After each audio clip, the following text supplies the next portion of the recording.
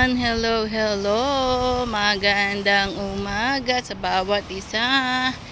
It's 9:35, 9:40 na umaga.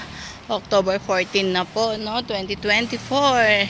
Halos nakalahati na po natin ng October. And here's come November and December. Yan, so medyo nagagawi tayo sa daan.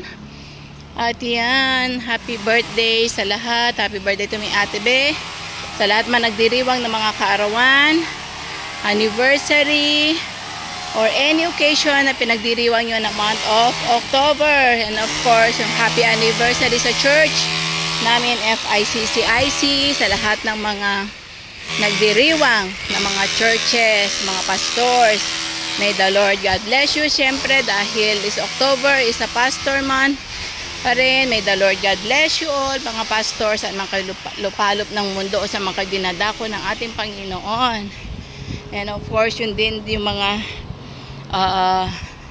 iba na mga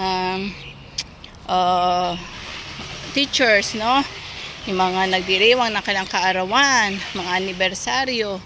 God bless you all teachers. And talagang walang engineer, walang architect or doctor or any kung walang guro. Siyempre, 'di ba? Dahil nagsimula 'yan sa lahat.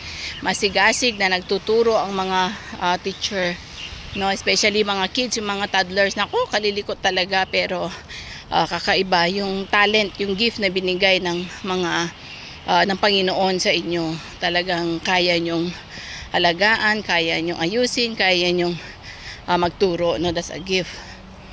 So, yun lang po yung nadog. Yun lang po yung i-share ko, no? May malaking aso tayo ngayon.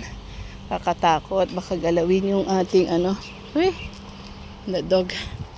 Yung nasa likod ko, laki-laking aso. Yun, no?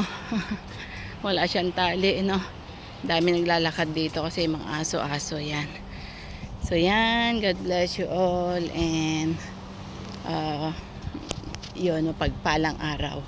So muli, happy birthday and happy anniversary, happy wedding, happy lahat ng happiness from God, especially the peace, the shalom from God be upon you all. So God bless you all and bye for now.